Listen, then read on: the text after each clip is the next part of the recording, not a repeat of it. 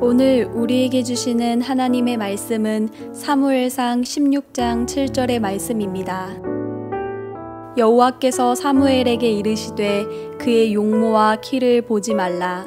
내가 이미 그를 버렸노라. 내가 보는 것은 사람과 같지 아니하니 사람은 외모를 보거니와 나 여호와는 중심을 보느니라 하시더라. 이는 우리에게 주시는 하나님의 말씀입니다. 아멘. 하나님께서 사람의 용모와 키를 보지 않으시고 외모를 보지 않으시고 중심을 보신다, 그렇게 말씀하셨습니다. 과연 하나님께서 외모를 보시지 아니하시고 중심을 보신다고 했는데 그 중심의 의미가 무엇일까 하는 것에 대한 말씀을 오늘 나누려고 합니다. 일반 시간의 법칙이라고 하는 책을 쓴 말콤 글래드웰이 2014년도에 다윗과 골리앗이라고 하는 그런 책을 썼습니다. 제가 그 책을 읽고 너무나 내용이 좋아서 그 책을 잘 정리해가지고, 물론 그 책은 신앙서적은 아닙니다. 전략과 관련되어 있는 그런 서적인데 그런 사회적인 어떤 그런 처세술이나 그런 것에 관한 전략에 관한 그런 책인데, 그래서 다분히 신앙적이지는 않습니다. 그럼에도 불구하고 그 책에 나와 있는 내용들을 통해서 신앙적인 부분을 좀 캐낼 수 있겠다는 생각이 들어서 제가 말씀을 준비해 보았습니다. 하나님의 방법으로 세상을 이기는 것이 무엇일까? 또 하나님께서 과연 그 안에 보시는 중심은 어떤 것일까? 그런 이야기를 오늘 처음 시작으로 말씀을 나누려고 합니다. 제가 지도를 하나 준비했는데요. 고대 팔레스타인의 이 지도입니다. 이 고대 팔레스타인의 지도는 보면 우리나라와 참 닮아 있는 모습을 볼 수가 있습니다. 물론 지도상으로 볼 때 저게 어떻게 우리나라처럼 생겼습니까? 할 수 있지만 이 가나안 땅에, 특별히 이스라엘이 속해 있는 가나안 땅을 쭉 보시면 서쪽으로는 바다입니다. 그리고 그쪽은 평야지대로 만들어져 있고요. 동쪽은 산맥으로 이루어져 있습니다. 우리나라 지도와 마찬가지로 동고서저의 지형을 갖고 있다, 이렇게 말할 수 있고요. 다만 우리나라는 동쪽에는 동해가 있지만 이스라엘 사람들은 동쪽에는 요단강과 갈릴리 호수와 또 사해 바다가 동쪽에 있습니다. 그래서 사실은 지형상으로 보면 우리나라의 지형과 이 이스라엘의 지형이 굉장히 흡사하다라고 생각해 볼 수가 있습니다.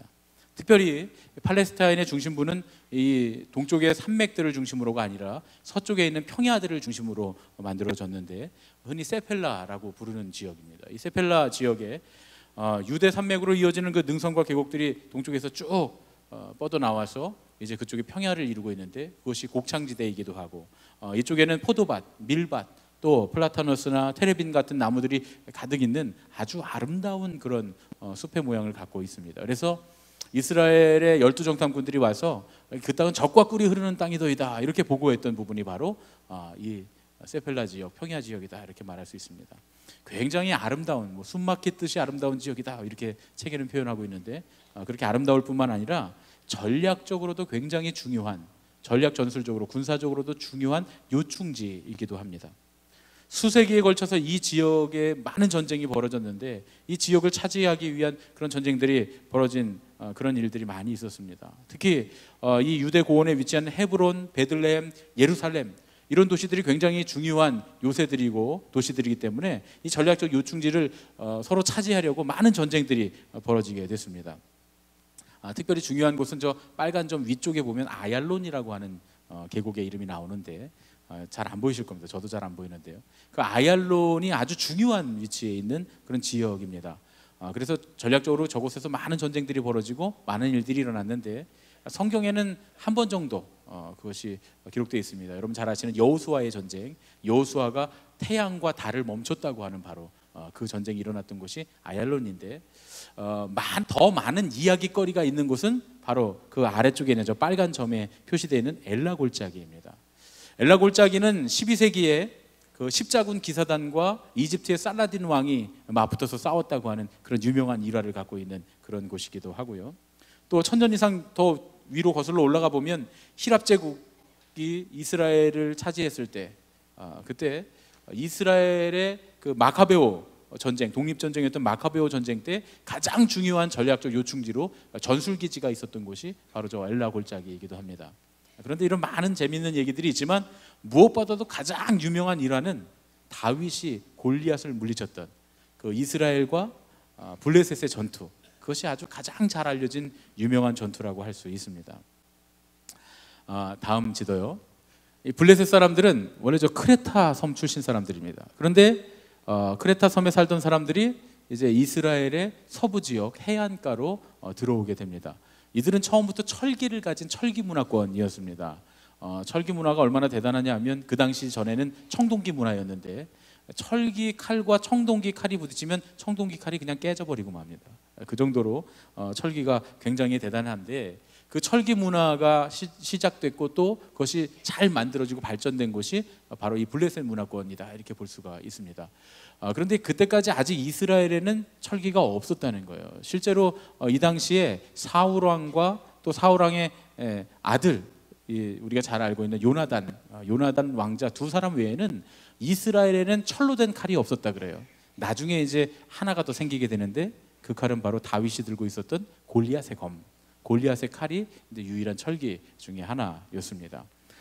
나중에 그 철기로 만들어진 이 농기구들을 이 벼른다 그러죠. 농기구들을 수리할 일이 있으면 이스라엘 사람들이 자기 땅에서는 그걸 수리하는 기술이 없어서 철기 문화권을 가진 블레셋에 가서 그 농기구들을 수리할 정도로 그렇게 철기 문화가 발달해 있던 그런 곳입니다.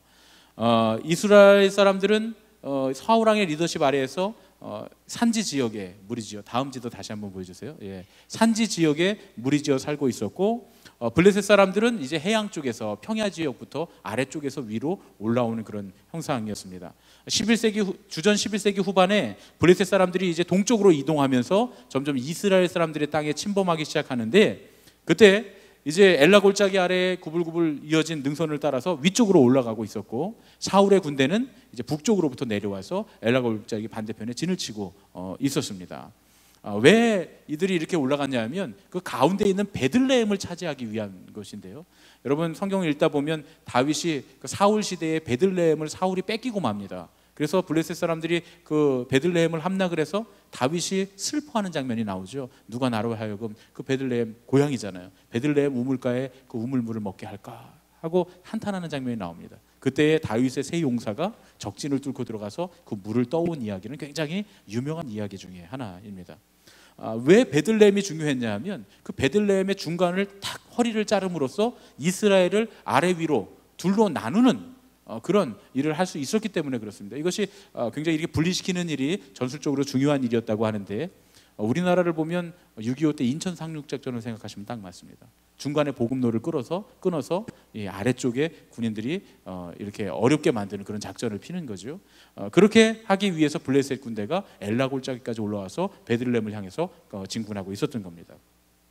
이 엘라 골짜기라고 하는 골짜기를 사이에 두고 남쪽과 북쪽으로, 남쪽에는 블레셋, 북쪽에는 이스라엘이 대치하고 있었는데 누구 하나도 먼저 쳐들어가려고 할 수 없는 그런 상황이었습니다. 왜냐하면 깊은 골짜기가 이렇게 이루어져 있고 그 골짜기 밑은 평평하죠. 그 당시에는 비가 오지 않으면 거기는 마른 땅이니까 평평한 와디가 형성이 되어 있는데 이 골짜기를 따라서 한쪽에서 먼저 와 하고 뛰어내려오면 다른 쪽에서도 와 하고 뛰어내려와서 그 가운데서 싸우면 좋은데 그러면 이제 정정당당한 싸움이 되는데 이쪽에서 와 하고 뛰어내려오면 이쪽에서 뛰어내려오지 않는 거예요. 왜냐하면 올라와봐, 한번 올라와봐. 왜냐하면 올라가다가 너무 지치기 때문에 절벽을 기어 올라가다가 지쳤을 때 위에 있던 군인들이 칼을 내려치면 그냥 당할 수밖에 없는 상황이기 때문에 서로 지금 두 군대가 눈치만 보고 있는 상황이었습니다. 참을성이 없었던 사람들은 블레셋 사람들이었습니다. 드디어 블레셋 군대의 인내심이 바닥이 먼저 납니다. 그래서 자기 장수들 중에서 가장 뛰어난 장수를 하나 보냅니다. 그래서 1대1 대결로 이 상황을 해결하려고 한 거죠. 1대1 대결이라고 하는 게 참 재밌는데 두 사람이 나와서 싸우는데 한 사람이 이기면 이기는 팀은 사기가 많이 올라가고요. 진 팀은 사기가 뚝 떨어집니다. 이 전투라고 하는 것은 굉장히 사기의 문제입니다. 저는 이제 이런 전투를 경험을 해봤습니다. 제가 군대를 데모를 진압하는 진압부대에 있었기 때문에 사기가 굉장히 중요합니다. 시위대는 쇠파이프를 들고 오고 저희도 이제 봉을 들고 이렇게 방패를 들고 나가는데 어느 쪽 사기가 더 좋으냐에 따라서 이렇게 왔다 갔다 하게 됩니다. 사기가 좋은 팀이 이기게 돼 있지요. 사기가 중요한데 1대1 대결로 풀기 위해서 가장 뛰어난 전사를 이제 내려 보낸 겁니다. 청동 수구를 쓰고 전신 갑옷을 입었는데 키가 6규빗 한 뼘, 요즘 도량형으로 계산하면 길이가 2m 90cm의 거구. 여러분 2m 90cm가 얼마나 큽니까? 그렇게 큰 거구에 장군이 내려와 있었던 겁니다. 그에게는 던지는 창, 찌르는 큰 창, 그리고 칼, 나중에 다윗 거 되죠. 예, 다윗 들었던 그 철기 칼. 그의 앞에는 커다란 방패를 든 보조병 하나가 따라 내려옵니다. 둘이 내려올 때 여러분 생각해 보세요. 방패병이 한 1m 75cm 정도의 건장한 청년이었다고 생각해 볼 때 2m 90cm의 키가 되니 다 골리앗이 옆에 내려온다고 한번 생각해 보십시오. 보기만 해도 기가 질리는 그런 형상이죠. 거기다가 보통 이런 거인들은 목소리가 굉장히 굵고 울림이 있잖아요. 울림이 있지 않습니까? 이런 거인이 소리를 지르면서 나오면 굉장히 아마 두렵고 떨릴 겁니다. 그 거인이 내려와서 뭐라 하냐면 이스라엘을 향해서 너희는 한 사람을 택해서 내게로 내려보내라. 그가 나와 싸워서 나를 쓰러뜨리면 우리가 너희의 노예가 될 것이고, 그러나 만일 내가 이겨서 그를 쓰러뜨리면 너희가 우리의 노예가 될 것이다 하면서 소리를 지릅니다. 엄청난 일이 일어나게 됐습니다. 그런데 하지 말아야 할 일을 이제 골리앗이 하기 시작합니다. 하나님에 대해서, 여호와 하나님에 대한 비난과 또 욕설을 퍼붓기 시작합니다. 그때에 그 전쟁에 참여했던 형제들에게 음식을 가져다 주기 위해서 베들레헴으로부터 온 양치기 소년 하나가 그 소리를 듣고는 저런 죽은 개만도 못한, 성경에 써 있는 겁니다. 성경에 죽은 개만도 못한 자가 우리 하나님이 여호와의 이름을 망령되이 일컫는단 말이죠. 저런 죽은 개만도 못한 자가 우리 하나님의 이름을 망령되이 일컫는다 하면서 화를 내면서 왕 앞에 나갑니다. 싸우겠다는 거죠. 처음에는 사울 왕이 그 일을 승낙하지 않습니다. 2m 90cm의 엄청난 거구를 아직 채 자라지도 못한 홍안의 소년이 가서 싸우겠다고 하니까 말리려, 너 아서라, 너 그러다 죽는단 말이죠. 그랬더니 소년이 단호하게 얘기합니다. 나는 저 골리앗보다 더 흉악한 적과도 싸워서 이겨봤단 말이죠. 그 흉악한 적이 뭡니까? 사자랑 싸워서 이겼다는 거예요. 다윗이 사자와 곰을 때려눕히고 그 이 사이에 있는 자기 양들을 끄집어내왔다는 거예요. 제가 생각하기를 곰은 북미 지역에 있는 곰들이 무섭지 않습니까? 불곰 그래갖고 엄청나게 크고 무서운 곰들이고, 또 사자는 아프리카에 사자가 있잖아요. 우리나라도 보면 옛날에 뭐 호랑이라고 그랬는데 호랑이 아니고, 다 호랑이가 아니고 이게 조그만 표범 같은 것도 호랑이라고 표현하고 그러기도 했더라고요, 역사적으로 보면. 그래서 그런 거겠지 생각을 하고 그래도 모르니까 검색을 해봤습니다. 곰 보여주세요. 예, 얘입니다. 예, 유라시안 브라운 베어, 그러니까 유라시안 갈색 곰이라고 하는 종류인데 무려 몸 길이가 2.2m에서 2.5m까지 자라고요. 몸무게는 250kg에서 450kg까지 자란답니다. 2.5m에 450kg짜리 곰입니다. 물론 골리앗이 2.9m예요. 이 곰보다는 40cm가 더 큽니다. 그러나 여러분 생각해 보세요. 2.9m짜리 사람과 2.5m짜리 곰이 싸우면 누가 이기겠습니까? 제가 지리산에 올라가서 반달곰쯤은 제가 한번, 나보다 키가 작으니까 한번 해보겠다 하고 반달곰하고 제가 싸우면 누가 이길까요? 예. 제가 이긴다고요? 목사님이, 우리 찬양대가 참 믿음이 좋습니다. 예. 저도 못 믿는 걸 믿고 계시네요. 예. 곰이 이기겠죠. 그런데 이제 이런 곰에게서 양을 뺏어왔다는 거예요. 그런데 여러분 더 황당한 일은 사자입니다. 사자 보여주세요. 예. 이놈입니다. 바바리 사자, 바바리 라이언이라고 하는 종류인데 지금은 이제 멸종돼서 동물원에 한두 마리 정도가 남아있다 그래요. 근데 여러분 보니까 어디서 많이 본 사자죠? 라이언 킹의 모델이 된 사자가 바로 이 사자입니다. 무려 길이가, 몸 길이가 3m가 된답니다. 사자 종류 중에 가장 큰 사자이기도 하고 가장 무서운 사자이기도 하고 가장 힘이 센 포악한 사자이기도 하다는 거예요. 이 사자의 종류는 다른 그 아프리카 사자들은 떼를 지어서 다니잖아요. 근데 이 사자는 굴에 산다는 거예요. 굴에 살면서 이 큰 동물들이나 사람이나 하여튼 이 짐승들의 뼈를 이 굴 안에 차곡차곡 모아놓는답니다. 아주 악랄하고 무섭기가 이를 데가 없는 아주 포악한 사자 종류, 사자의 왕이라고 불리던 그런 종류였다. 홍안의 소년 다윗이 이런 동물들과 싸워서 그 이 사이에 끼어있는, 때려 눕히고 그 이 사이에 끼어있는 양을 뺏어왔다는 거예요. 자, 믿음직합니까? 믿음직하지 않습니까? 이 정도면 싸워볼 수 있겠다. 아마 이런 일들이 양치기들, 목동들 사이에서는, 아주 유능한 목동들 사이에서는 있을 수도 있는 일이었던 것 같습니다. 사울이 이 다윗의 말을 믿습니다.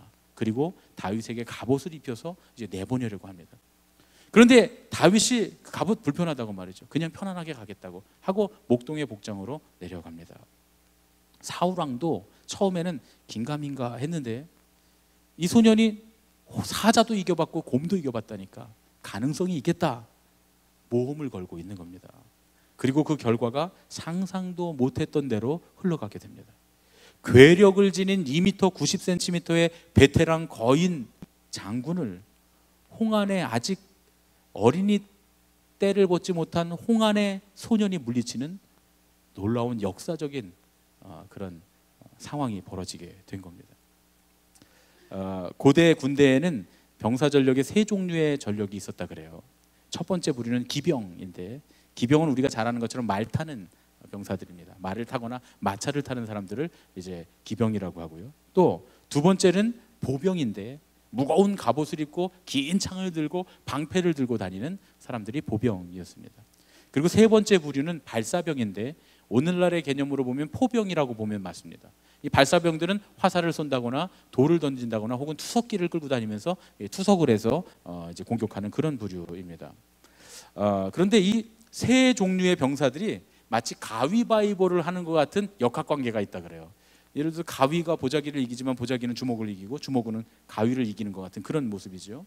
보병들은 긴 창하고 두꺼운 갑옷, 방패를 가지고 기병에 맞설 수 있답니다. 그래서 긴 창, 예전에 제가 어느 다큐멘터리를 보니까 이 페르시아의 군대가 아테네 이 로마 군대보다 이 그리스 군인들보다 훨씬 더 긴 창을 가지고 있었다 그래요. 그래서 승리할 수 있었다고 하는 그런 내용을 제가 본 적이 있는데, 10몇 미터에 달하는 긴 창들을 갖고 다니는데, 그런 긴 창들을 땅에 딱 박고 허리 딱 잡고 있으면, 방패를 잡고 있으면 말들이 달려오다가 그 긴 창에 그냥 찔려서 쓰러져 꼬꾸라져 버리는 그런 경우가 많기 때문에 보병들은 기병들에게 있어서 아주 절대적으로 유리하답니다.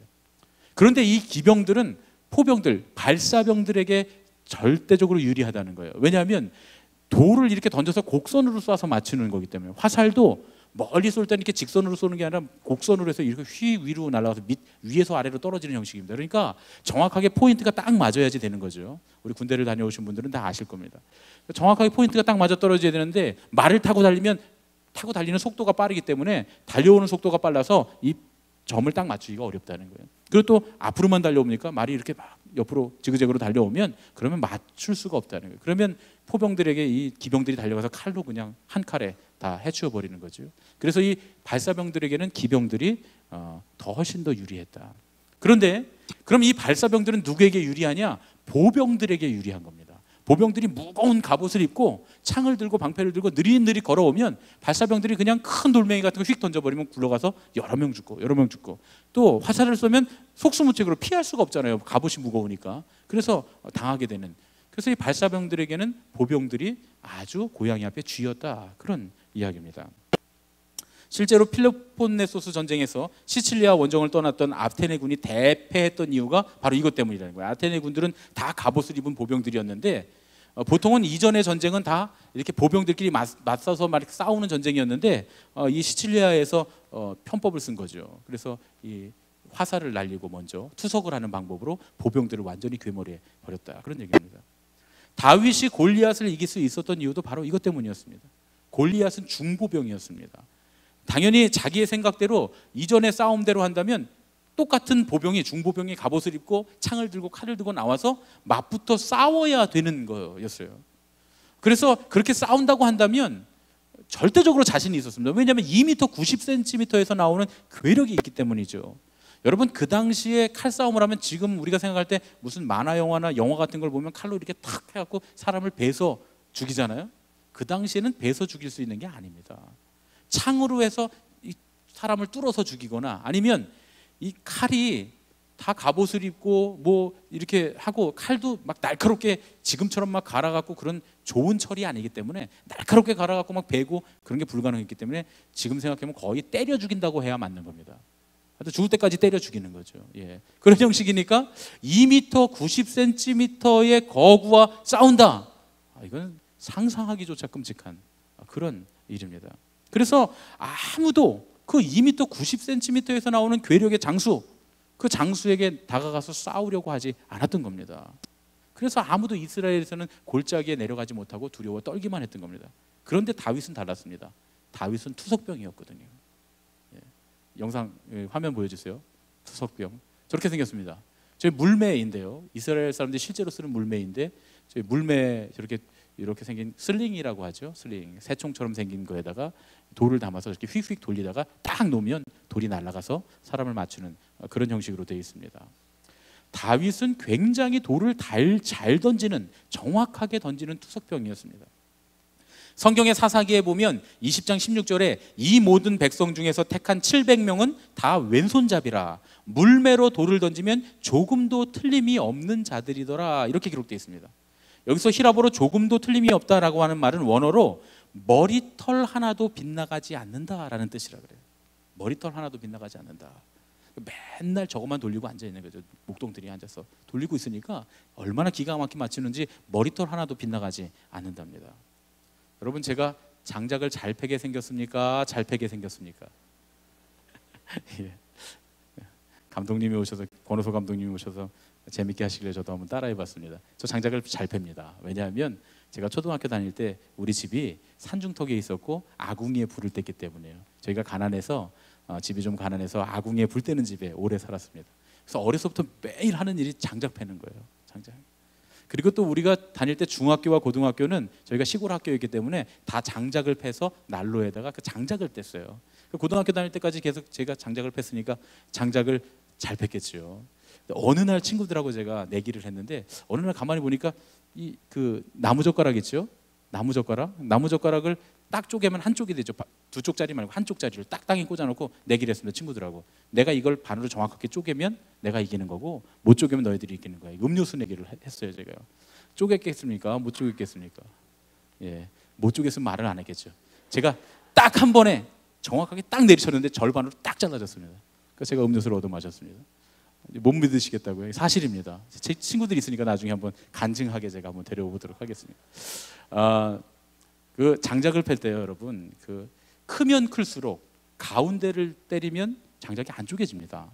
가운데를 탁 때리면 큰 나무를 장작을 탁 가운데를 때리면 이 도끼가 확 바뀌어갖고 나중에 뽑히지도 않아요. 그래서 그러다가 이 도끼 손잡이가 부러지거나 빠지는 경우도 많이 있습니다. 어떻게 해야 되냐면 나무면 큰 나무일수록 모서리 쪽에, 그리고 모서리 쪽도 그냥 다 되는 건 아니에요. 딱 보면 쪼개질 만한 데가 있어요. 전문가들은 보면 압니다. 그래서 거기를 탁 치면, 물론 이제 아주 큰 나무들이나 좀 질긴 것들은 쫙 소리가 나면서 쪼개지는데 붙어 있는 경우가 있어요. 그러면 몇 번 쪼개야 되고 아니면 손으로 이렇게 쪼개거나 그렇게 해야 되는데 아주 큰 나무라도 한 번에 쫙 쪼개지는 경우가 많습니다. 그때 기분이 얼마나 좋은지 몰라요.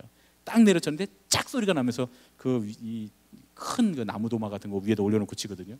딱 쪼개지면 기분이 엄청 좋습니다. 제가 그래서 장작을 잘 패는데 장작을 맨날 패버릇했더니 나무 이 젓가락도 쪼개겠더라고요. 예. 다윗을 생각해 보십시오. 맨날 앉아서 양치면서 뭐 했겠습니까? 돌 던지는 거죠. 돌 위에 돌 요만한 거 올려놓고 맞춰보고 말이죠. 놀이가 그거밖에 없잖아요. 맨날 그것만 하는 거예요. 나무 젓가락 같은 거 이렇게 조그만 가지 세워놓고 맨날 그거 맞추고 말이죠. 보통 이 유효 사거리가 100m 가까이도 된답니다. 가장 정확하게 맞출 수 있는 유효 사거리가 35m 정도 된다 그래요. 이 물매로 맞출 수 있는 35m 정도면 거의 권총 수준의 타격이 나온다 그럽니다. 이스라엘 방위군의 탄도학 전문가인 에이탄 허시라고 하는 사람이 그 책에 글을 썼는데, 그 책에 보면 뭐라고 써 있냐면 투석병이 35m 거리에서 날린 보통 크기의 돌멩이가 시속 122.4m의 속도로 날아가서 정확하게 맞출 수 있다는 거예요. 그러니까 35m에 떨어져 있으면 거기 딱 도달했을 때 122.4km의 속도가 나온다는 거예요. 여러분, 120km가 얼마나 빠른 건지 아십니까? 고속도로 다니다 보면 휴게소에 가끔 야구 이렇게 치는 데가 있어요. 한번 가셔서 거기 가끔 아주 좋은 야구장에는 120km 공이 날아오는 경우가 있습니다. 그러면 한번 쳐보세요. 저는 처음에 치려고 이렇게 섰다가 날아오는 공 보고 무서워서 도망갔습니다. 뒤로. 이쪽으로 이렇게 내 앞으로 지나간다고 생각하니까 그 휘둘러서 공을 칠 수 있지, 그게 내 앞으로 온다 그러면 아마 피하기가 어려울 겁니다.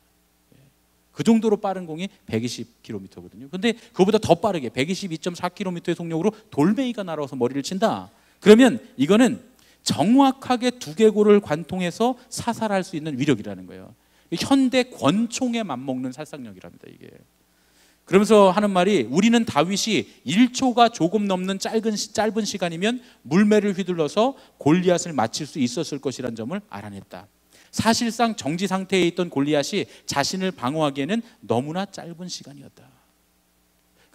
쉽게 말해서 돌 들어서 새총에 여기다 슬링에다 넣고 이 물매를 휙 돌려서 돌을 던지는 데까지가 1초 약간 걸린다는 거예요. 1초 조금 넘게 걸린다는 거예요.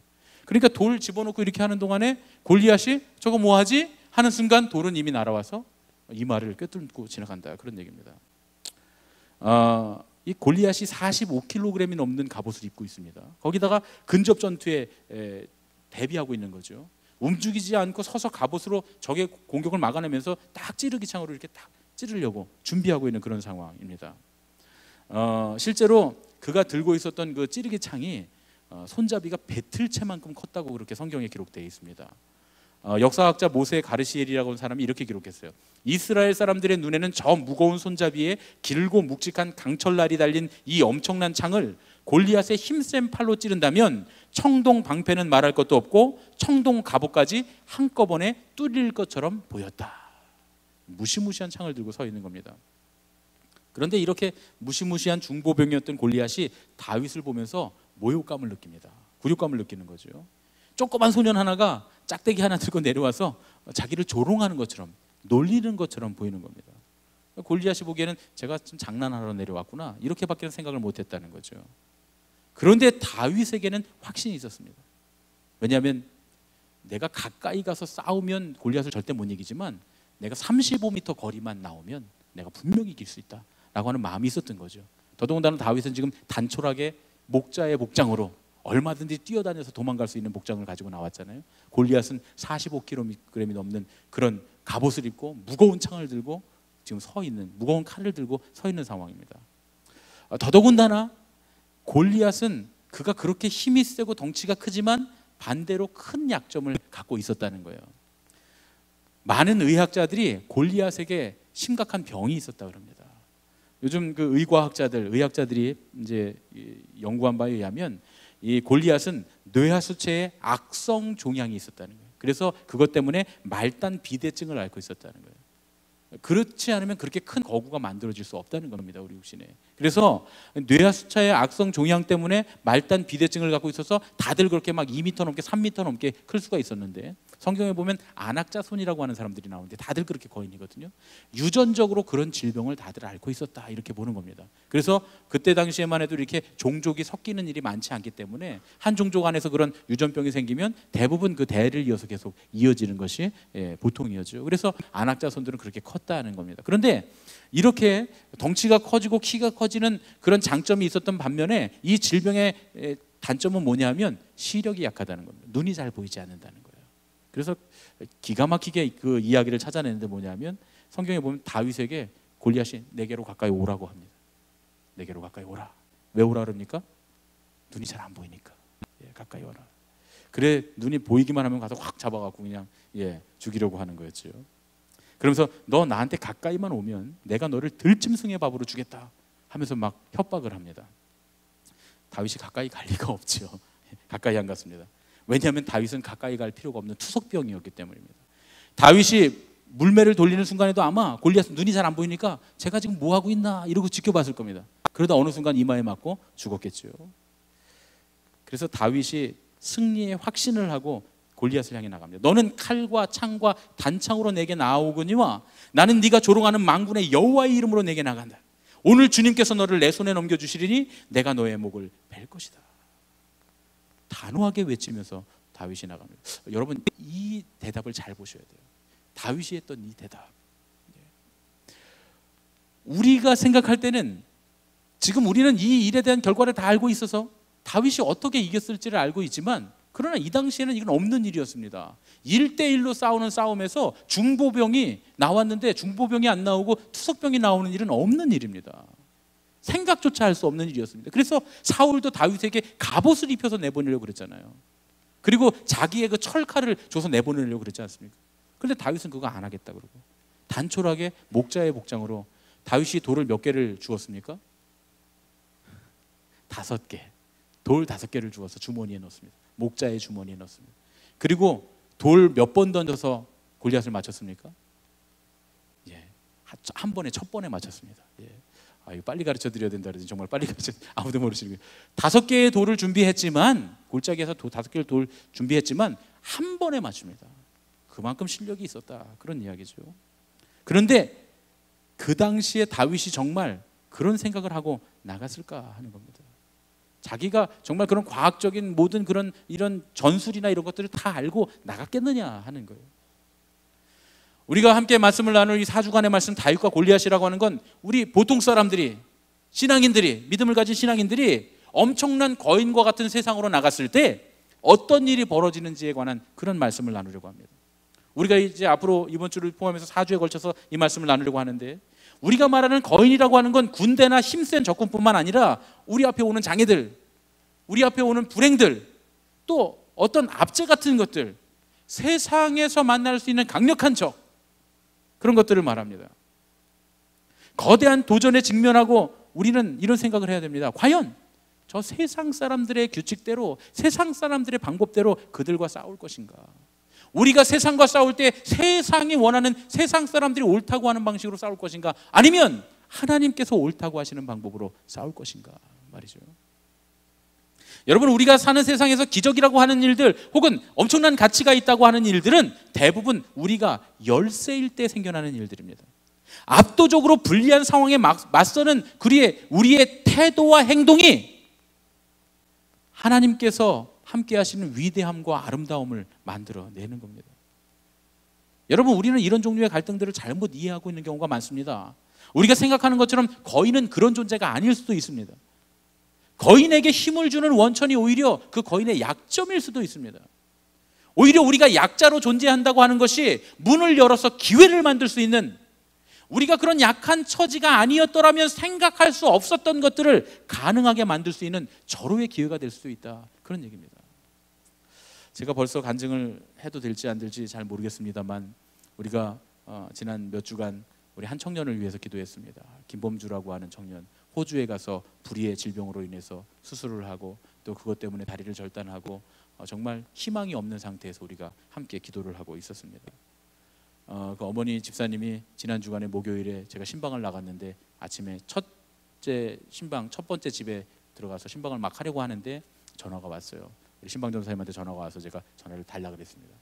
그랬더니 호흡기를 뗀다는 거예요. 그래서 처음에는 그 얘기를 듣고 굉장히 절망스러웠습니다.